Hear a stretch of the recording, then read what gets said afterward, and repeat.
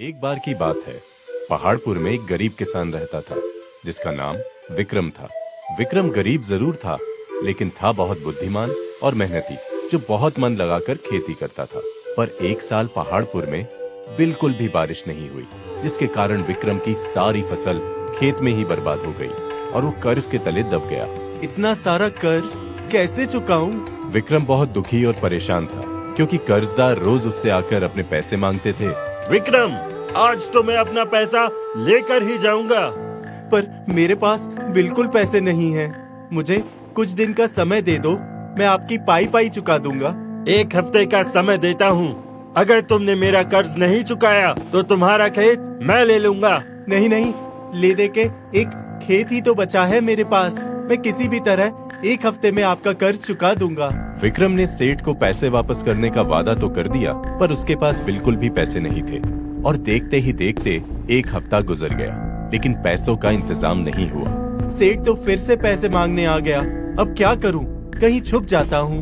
विक्रम, अरे कहाँ चले गए? लगता है पैसे देने के डर से भाग गया। पर कितने दिन भागेगा? मैं कल फिर आऊंगा। उस दिन तो विक्रम छुप के बच गया, लेकिन सेठ की अगले दिन फिर आने की बात सुन वो घबरा गया। आज तो बच गया, पर कल कैसे बचूंगा? एक काम करता हूँ, शहर जाकर कुछ काम करके थोड़े दिनों में वापस आकर इसके सारे पैसे चुका दूंगा। तुरंत जंगल के रास्ते शहर के लिए रवाना हो गया। चलते चलते रात हो गई, तभी अचानक से उसे तरह तरह की डरावनी आवाजें सुनाई देने लगी। ये आवाजें कैसी हैं? इससे पहले कि विक्रम कुछ सोच पाए, वहीं झाड़ियों के पीछे से एक खतरनाक शेर उसके सामने आ गया। विक्रम डर के मारे कांप रहा था। शेर से जान बचाने के लिए विक्रम जंगल की ओर भागा और शेर उसके पीछे। विक्रम भागता हुआ शेर से बचने की जगह खोज रहा था। तभी उसकी नजर जंगल के बीचों बीच एक पुराने बंगले पे पड़ी, जो देखने में ही डरावना लग रहा था। इस जंगल के बीच ये बंगला किसका है?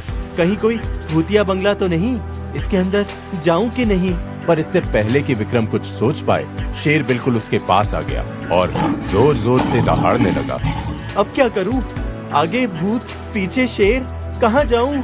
बंगले में ही जाना उचित होगा। क्या पता इसमें कोई भूत ना हो और ये सिर्फ मेरा वहम हो। विक्रम शेर से अपनी जान बचाने के लिए बंगले के अंदर चला गया। अंदर पहुंचते ही उसके आश्चर्य का ठिकाना नहीं था, क्योंकि बाहर से बंगला जितना डरावना लग रहा था, अंदर से वो उतना ही खूबसूरत था, बस थोड़ा पुराना था।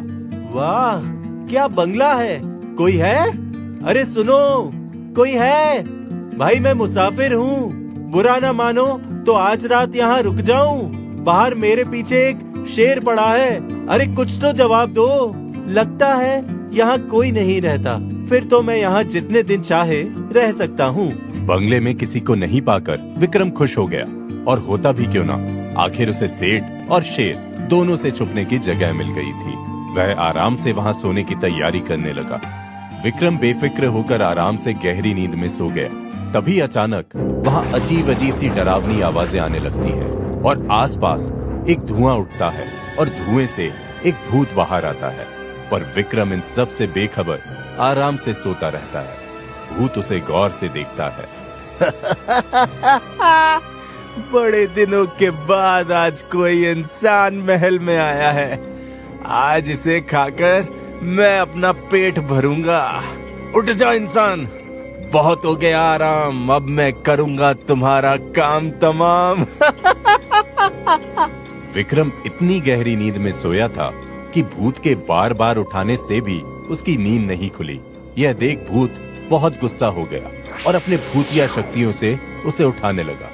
ये कैसा इंसान है जो भूत से डरकर भी नहीं उठ रहा? अभी दिखाता हूँ एक भूत की असली ताकत। ये ऐसे नहीं मानेगा। अभी दिखाता हूँ। कौन है? कौन है? मैं हूँ यहाँ का मालिक, राजा शक्ति सिंह का भूत। भूत? क्या तुम सच में भूत हो? और ये बंगला? हाँ, मैं सच में भूत हूँ और ये बंगला एक भूतिया बंगला है, जिससे आज तक कोई इंसान जिंदा बाहर नहीं जा सका। और अब तुम्हारी बारी है। आज मैं तुम्हें खाके अपना पेट भरूंगा। क्या मुझे खाओगे? अब तैयार हो जाओ मेरा भोजन बनने के लिए। लगता है ये भूत मुझे खाकर ही मानेगा, पर बचने के अंतिम उपाय करके देखने में क्या हर्ज है। तो तुम मुझे खाना चाहते हो? हाँ, वैसे अभी मेरे मरने का समय आया तो नहीं है, पर फिर भी तुम मुझे खुशी खुशी खाओ। मैं भी यही चाहता हूँ, इसलिए तो यहाँ आया हूँ। मतलब मुझे एक ऋषि का वरदान है कि मैं मर के भूतों का राजा बनूंगा, और वैसे भी इस इंसान की जिंदगी से अब मैं तंग आ गया हूँ। मुझे भूतों का राजा बनना है। भूतों का राजा? हाँ, और भूतों का राजा बनकर मैं तुम्हें मेरी नींद तोड़ने की ऐसी कठोर सजा दूंगा कि फिर किसी की नींद तोड़ने लायक नहीं रहोगे। आखिर विक्रम की चाल काम कर गई और भूत उसकी बातों से डर गया।